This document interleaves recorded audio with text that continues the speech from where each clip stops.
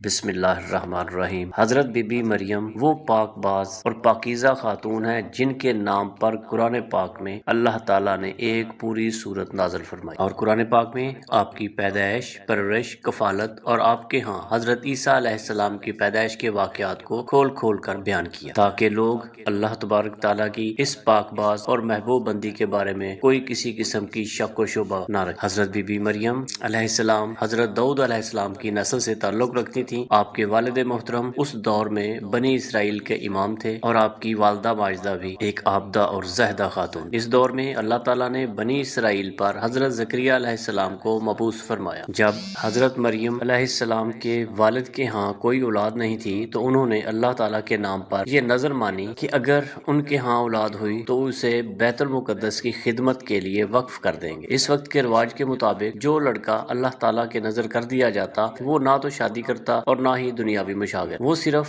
عبادت کرتا، خدمت کرتا، اللہ تعالیٰ کے کاموں میں مشغول رہتا، اور اس کو دنیاوی کاموں میں کسی قسم کی کوئی دلچسپی نہ ہو۔ حضرت بی بی مریم کے والدہ نے بھی بیٹا عطا کرنے کی دعا کی تھی، اور وہاں کے رواج کے مطابق عبادات اور خدمت کے لیے صرف لڑکوں کو ہی قبول کیا جاتا تھا، لڑکیوں کے لیے یہ اجازت نہیں تھی۔ چنانچہ جب بیٹے کی جگہ بیٹی پیدا ہوئی تو ماں کو یہ فکر ہو گئی کہ اس کی نظر تو قبول نہیں ہوگی، کیونکہ یہ دستور کے مطابق لڑکی نظر کرنے کی ممانعت تھی۔ اسی کشمکش میں اللہ تعالیٰ سے دعا کی، اے رب، میں نے تو لڑکے کی درخواست کی تھی، لیکن جو اللہ تعالیٰ کی ذات بابرکت کا علم ہے وہاں تک انسانی سوچ کیسے پہنچ سکتی ہے۔ اللہ تعالیٰ نے جس لڑکی کو پیدا فرمایا تھا اس سے دراصل مقدس ماں بنانا مقصود، جس میں سے ایک عظیم الشان اور مبارک بیٹے نے پیدا ہونا جو کہ پیدائشی نبی۔ بہرحال حضرت مریم علیہ السلام کی پیدائش ہو جاتی ہے اور مدت رضا ختم ہوتی ہے تو آپ علیہ السلام کی والدہ محترمہ آپ کو بیت المقدس لے جاتے تاکہ انہیں مجاوروں کے سپرد کر کے اپنی منت پوری کرے۔ جب وہ وہاں پہنچی تو مجاور جھگڑنے لگتے ہیں۔ ہر کوئی یہ خواہش رکھتا ہے کہ حضرت بی بی مریم رضی اللہ تعالیٰ عنہ کی کفالت اس کے سپرد کی جائے۔ پھر یہ فیصلہ ہوا کہ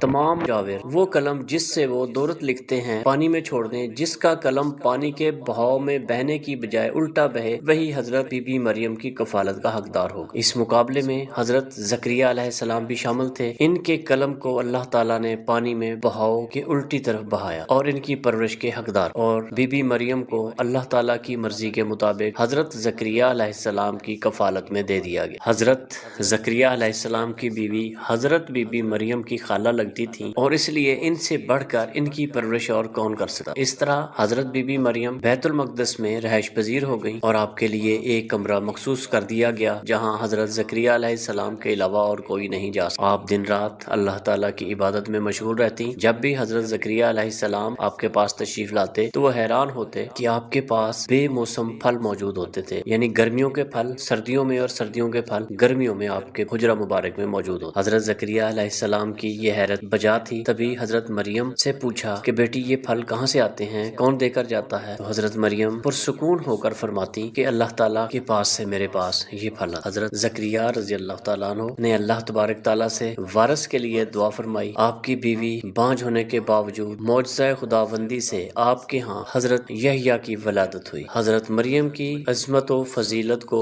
رب کریم نے بار بار قرآن پاک میں ارشاد فرمایا ہے اور اپنی مومنہ بندی کی پاکیزگی اور پاک دامنی کا اعلان کیا۔ حضرت بی بی مریم کی عمر جب تقریباً 15 برس ہوئی تو ایک فرشتہ خوبصورت نوجوان لڑکے کی صورت میں نمودار ہوا، جسے علیحدگی میں دیکھ کر حضرت بی بی مریم خوفزدہ ہوئی۔ وہ اپنی عصمت کی حفاظت کے لیے فکر مند ہو گئی۔ اگرچہ فرشتے کے چہرے پر تقویٰ کے آثار نمایاں تھے، پھر بھی حضرت بی بی مریم نے اپنی عصمت کی حفاظت کے لیے خود کو اللہ تعالیٰ کی پناہ میں دے دیا۔ یہ ایک عفت اور پاک بازی کا ایک طرح کا امتحان تھا جو اللہ تعالیٰ کے خاص بندوں پر اکثر ہوتا ہے۔ آپ نے اس شخص سے کہا کہ وہ وہاں سے چلا جائے۔ ان کی پریشانی دیکھ کر فرشتے نے بتایا کہ میں انسان نہیں ہوں، اللہ تعالیٰ کی طرف سے بھیجا ہوا ایک فرشتہ ہوں، اور آنے کی وجہ بتاتے ہوئے فرشتے نے بتایا کہ میں آپ کو اللہ تعالیٰ کی طرف سے ایک پاکیزہ اور مبارک بچے کی ولادت کی خوشخبری دینے آیا۔ حضرت مریم بی بی کو انتہائی تعجب ہوا اور وہ بولی کہ یہ کیسے ممکن ہے، کیونکہ وہ شادی شدہ نہیں تھی۔ فرشتے نے کہا کہ اس سے پہلے اللہ تعالیٰ نے حضرت آدم علیہ السلام کو ماں اور باپ دونوں کے بغیر پیدا فرمایا تھا، اور حضرت حوا علیہ السلام کو صرف مرد کے وجود سے پیدا فرمایا تھا۔ جب حضرت مریم حاملہ ہوئی تو ایک دور جگہ چلی گئیں۔ اس کے بارے میں ایک قصہ کئی بزرگوں نے ذکر کیا ہے کہ جب آپ کا حمل ظاہر ہوا تو سب سے پہلے بنی اسرائیل کے عابد اور زاہد شخص جو کہ آپ کے خالازاد بھائی بھی تھے انتہائی تعجب میں پوچھا کہ اے مریم کیا بیج کے بغیر بھی کھیتی اٹھ سکتی ہے؟ فرمایا جی ہاں، بتاؤ کس نے پہلی مرتبہ کھیتی کو پیدا کیا؟ پھر پوچھا کہ کیا مرد کے بغیر بھی اولاد ہو سکتی ہے؟ تو فرمایا جی ہاں، اللہ تعالیٰ نے حضرت آدم علیہ السلام کو بغیر ماں باپ کے پیدا فرمایا۔ پھر کہا کہ اچھا اپنی خبر دو۔ حضرت بی بی مریم نے فرمایا کہ اللہ تعالیٰ نے مجھے خوشخبری دی ہے، اپنی طرف سے ایک نشانی جس کا نام مسیح عیسیٰ بن مریم ہوگا، دنیا اور آخرت میں صاحب مرتبہ ہوگا اور لوگوں سے بچپن اور بڑھاپے میں کلام کرے گا۔ جب حضرت بی بی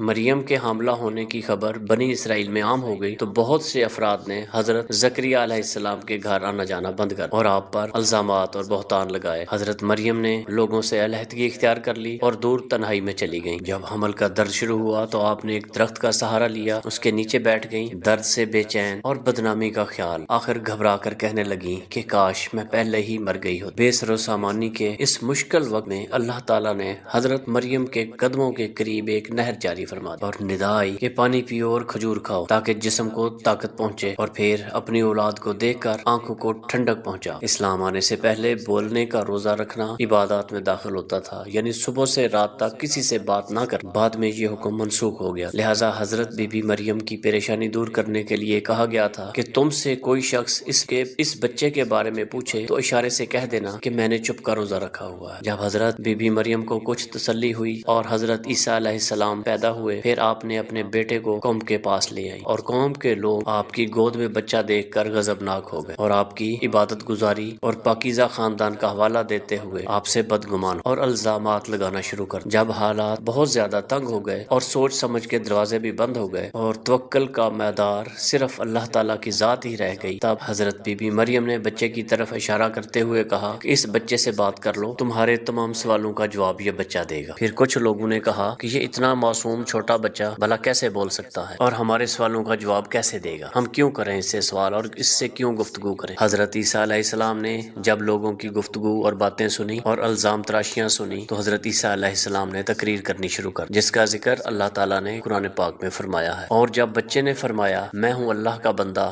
اس نے مجھے کتاب دی، مجھے نبی بنایا، اس نے مجھے مبارک کیا، میں نبی ہوں، مجھے نماز اور تقوی کی تاکید فرمائی، جب تک میں جیوں اپنی ماں سے اچھا سلوک کرنے والا اور مجھے زبردست اور بدبخت نہیں بنایا، اور سلامتی ہے مجھ پر جس دن میں پیدا ہوا اور جس دن میں مروں اور جس دن زندہ اٹھایا جاؤں۔ حضرت عیسیٰ علیہ السلام کی زندگی کے متعلق اسرائیلی روایات میں بے شمار واقعات موجود ہیں، جن میں سے ایک انجیل میں ہے۔ منقول ہے کہ حضرت عیسیٰ علیہ السلام کی ولادت کے روز سارس کے بادشاہ نے آسمان پر ایک نیک ستارہ روشن دیکھا۔ نجومیوں سے دریافت کیا تو انہوں نے بتایا کہ اس ستارے کا طلوع کسی عظیم الشان ہستی کی پیدائش کی خبر دیتا ہے جو ملک شام میں پیدا ہوئی ہے۔ بادشاہ نے خوشبوؤں کے عمدہ تحفے دے کر ایک وفد کو ملک شام روانہ کیا۔ ملک شام پہنچ کر وفد نے یہودیوں کے بادشاہ کے تمام حالات دریافت کیے۔ وفد کی زبانی واقعہ سن کر بادشاہ گھبرایا اور پھر وفد کو اجازت دی کہ وہ بچے کے متعلق معلومات حاصل کر لے۔ بادشاہ کے اس وفد نے بیت المقدس پہنچ کر حضرت عیسیٰ علیہ السلام کو دیکھا اور سجدہ تعظیمی کیا اور چند روز وہاں قیام کیا۔ اسی دوران اس وفد کے بعض آدمیوں نے خواب میں اپنے بادشاہ کو